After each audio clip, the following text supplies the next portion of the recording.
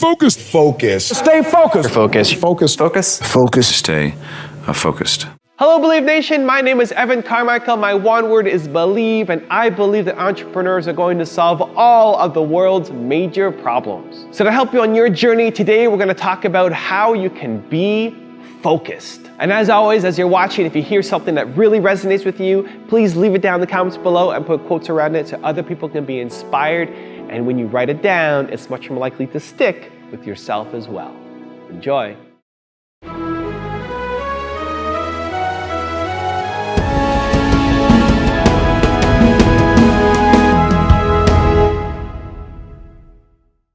Everyone in this room knows how to create. You're not a manager of your life, you're a creator of your life, or you wouldn't be in this room. How do you create your life? You get hungry for something, don't you? Who has done something in your life that once seemed difficult or impossible, and now it's part of your life? Who's got something in your life in this area? Say I. How did you do it? You created it 3 ways. Number 1, you decided there's something you wanted so bad that you unleashed all your desire. You became obsessed with it. If it was a business or a car or a relationship or a transformation in your body, if there's something you once envisioned and now it's real, it's because you didn't just envision it, you brought so much emotion to it that now it's in your life. It was once a dream, it was once a goal, and now it's in your life. How many have something like that in your life now? Say I. You may take it for granted now, hopefully not, but it was once just a vision. It may have seemed impossible at one time. So how did you do it? You started with a concrete vision of what you wanted and you focused on it continuously, didn't you? Wherever focus goes, energy flows. You envisioned something, you got clear about it, and then you started thinking about all the reasons why you wanted it. You got excited about it. Said, this is what's next for me now. I want this. You may have dreamed about it, thought about it, talked about it. But when you focus on something continuously, something magical happens. You get insights, don't you? You overhear a conversation and you hear something you wouldn't have heard if you didn't have that outcome or goal that you wanted so badly. Who's ever come up with something, obsessed about it, didn't even know how to do it, and it just happened and it came together? Who's had that experience? Say I. So why don't we tap into that power now for your business and life? I realized that to have the level of success that I want to have, it's difficult to spread it out and do multiple things. You know, it's in order to be world class, and I've made a decision, I want to be world class. And it takes such a desperate, obsessive focus to excel on the level that I want to make movies. You know, I was Star Wars when I was young. I sat in a movie theater and watched Star Wars, and I just couldn't believe that movie made me feel like that, just floored and just stunned by the creativity. And I'm realizing that in order to move people in that way, in order to touch people in that way, you really got to focus with all of your fiber and all of your heart and all of your creativity. You want to make your dream come true, you got to stay focused. Some people rather get even than get ahead. Stay focused on where you want to go. I just kept on doing what I was supposed to do. And so I was driving to the radio station. My opponent had over $20,000. I had less than $800. As I was in the radio station, the guy said, "You're going to make a commercial?" I said, "Yes." He said, "It better be a good one because that money can't go pretty far here." And I sat there in the middle control room and I was thinking, and here's what happens when you get still. Stuff will start coming. Something said, "Call your mama." You used to talk about your mother on the air all the time.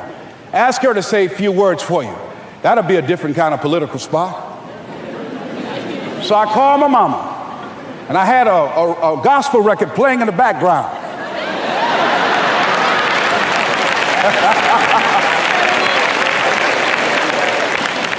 And then I had my mother say, "Hello, this is Mrs. Mamie Brown.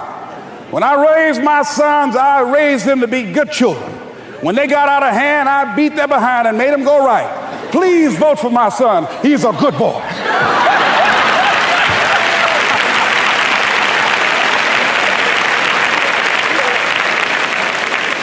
Usually in the state representative race, maybe 3,000 or 4,000 people will come out to vote in a primary. In that primary race, over 27,000 people came out and voted and said, I'm voting for Les Brown because his mama said he's a good boy. I won, ladies and gentlemen. I won.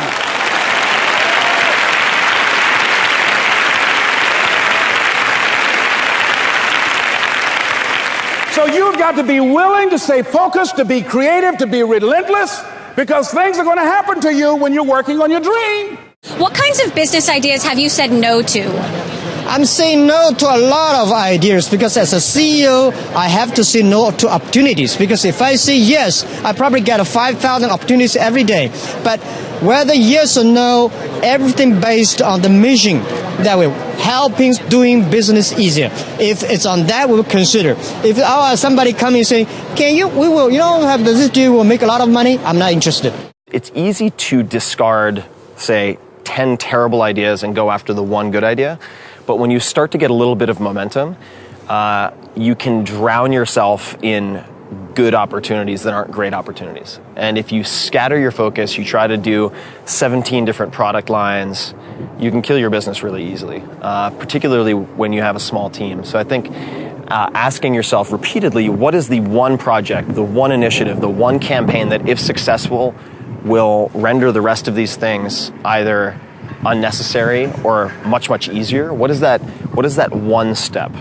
And I've called it this lead domino before, but what is the one thing on this list of 7 different campaigns that will make all the other ones irrelevant or much easier? How do you, that's a tough answer, isn't it? Because they all sound good. Yeah, I think they can. And I think that what it comes down to oftentimes is it returns back to measurement. So how are we defining success? Like if we want to grow the company, let's just say, what does that mean? In 3 months, 6 months, what are we measuring? Why are we measuring those things?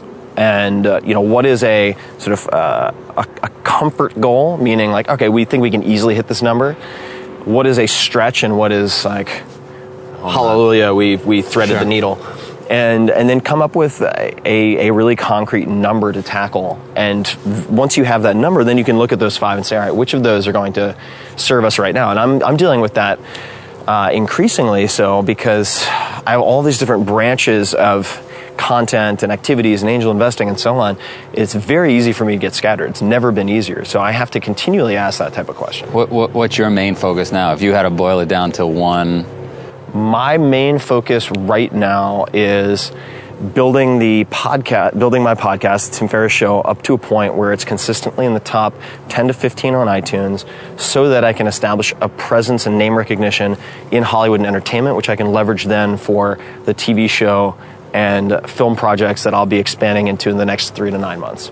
And specifically what that means is targeted advertising for the podcast, specifically towards people who are producers, agents, actors, directors in Hollywood and New York City. All of that can be quantified. The one thing that I feel deeply about, and this is something I'll feel deeply about when I leave government, is stuff gets better if we work at it and we stay focused on where we're going. It doesn't immediately get all solved. And I warned against this when I was running for office because everybody had the hope posters and the this and the that, and everybody was feeling like, hey, man, we didn't make those, you made those. No. What are you blaming us? No. That wasn't us. No, I like the poster. I'm pretty sure that came from you. It was a nice poster. No, but what I'm saying is that if you look at what I said at the time, I said, this is going to be an ongoing project, and it's a project of citizens. It's not just fix it. It's how do we work together to get things done, and it will be imperfect. Yes. But over time, is it better? And here's the thing I can say, John. Yes. I can say this unequivocally. The VA is better now than when I came into office. It is better now than when I came into office. Government works better than when I came into office. The economy, by every metric, is better than when I came into office. Mm-hmm. And so the reason I can sleep at night is I say to myself, you know what? It's better. Now, am I satisfied with it? No. And should voters be satisfied with it? Absolutely not, because otherwise, if we get complacent and lazy, then stuff doesn't happen. Losing focus is another way that founders get off track. I actually think this is a symptom of burnout. When you get really burned out on running the business, you want to do easier things or sort of more gratifying things. You want to go to conferences and have people tell you how great you are. You know, you want to do all these things that are not actually building the business. And the most common post-YC failure case for the companies we fund is that they're incredibly focused during YC on their company, and then after they start doing a lot of other things. You know, they advise companies, they go to conferences, whatever.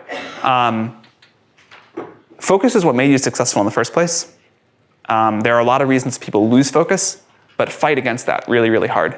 But the reason I made it is because I knew exactly what I wanted to do. See, that's the thing I see with a lot of people nowadays. They be confused. Yeah. Like they don't really have a clear-cut, concise goal in mind, or they don't have that one thing that they feel that they're good at, so they don't try to master it. Like I'm reading a book right now called The Mastery by Robert Greene, and it's basically taking that whole 10,000 hour theory. Like you're not a master at something until you put in 10,000 hours in it. Yeah, so it's like you gotta find that one thing to put in that time with, and everything else will sprout from it. Like radio is my thing that I'm. So I was gonna say, you always knew then radio? Like once it clicked, man. you just... I don't know, you know, I've tried to keep my focus on the music that I was making. I tried not to get distracted. I had a lot of models who came before me where I could see where people made mistakes. And nobody's perfect. You make mistakes, you know, and you know, it's just a part of human life, you know. But I think that the kind of mistakes where you lose your center and you lose track of the work that you're doing and the music you're making, and you lose the ability to be relevant, you know, to your fans and to the community that you're working for. I've just done my best with them, you know. I'd be the last person to claim make any claim on getting it completely right or perfect, but I've tried to do it well enough to where I continue to have a voice for my fans, and I'm able to look into the world and experience and translate what I see in a productive fashion. Well, when you're doing the TV show, you know, every day is a different day in the sense that it's never the same. And you might be shooting 2 scenes, you might have 1 scene, you might have 5 scenes. So your level of preparation is different every time. Generally, I'm up early, I exercise, I run, I do whatever it is I'm doing in terms of my physical life, other than playing tennis, which I you know, stack up during the course of a week, quite a lot of, if I can. And you know, get to set depending on your call time, but very often it's very early. And then you know, try to be there and be alert and awake and alive and ready to go every hour of the day. And if you work 12 hours, then you have to be alert every one of those hours. It's an important thing to stay focused. Thank you guys so much for watching. I hope you enjoyed. I'd love to know, what did you take from this video that you are going to immediately now apply to your life or your business somehow? Please leave it down in the comments below. I'm really curious to find out. I also want to give a quick shout out to Derek Coury. I hope I pronounced that okay. Derek, thank you so much for picking up a copy of my book, Your One Word. I really, really, really appreciate the support, man, and I hope you're enjoying the read. So thank you guys again for watching. I believe in you. I hope you continue to believe in yourself and whatever your one word is. Much love. I'll see you soon.